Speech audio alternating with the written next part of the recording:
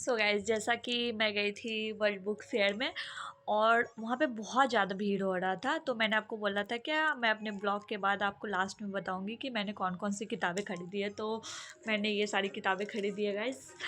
और आपको बिलीव नहीं होगा, वहाँ पे इतने सारे किताबें थी और बहुत कन्फ्यूज़न हो रहा था कि मैं कौन सी किताबें खरीदूँ। मुझे तो बहुत ज़्यादा ही कन्फ्यूज़न हो रहा था, समझ में ही नहीं आ रहा था। और इतने मतलब भटक जाओगे ऐसा था। और इतने सुंदर सुंदर स्टॉल्स लगा रखे थे, बस उसी में खो गई थी।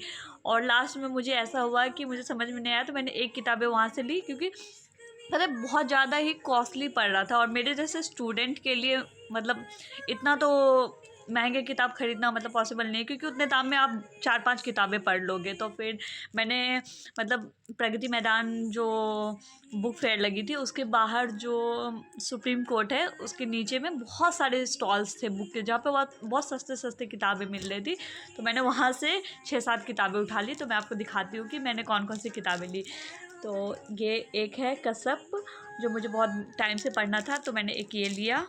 और इकिगाई का नाम बहुत सुना था बहुत टाइम से, मतलब बहुत मेरी दोस्तों ने पढ़ रखा था, तो उन्होंने बोला था पढ़ने के लिए, तो मैंने एक ये भी ले लिया। एंड दिव्य प्रकाश दुबे जी की मैंने बहुत सारी नॉवेल्स पढ़ रखी है, तो 2-3 और बचे हैं उनके पढ़ने के लिए। तो मैंने एक शर्तें लागू उनकी खरीदी। और ये लिटिल लाइफ जो नॉवेल है, ये एक मेट्रो में एक रील वायरल हुई थी एक मैन का, जो मतलब लाइक लास्ट का एंड पे वो रो रहे थे। आई डोंट नो, पता नहीं क्या है स्टोरी, तो मैं पढ़ूंगी तो मैं आपको बताऊंगी। तो एक ये लिया। एंड मंटो की श्रेष्ठ कहानियाँ, बस यही है। सो ये रही गाइस।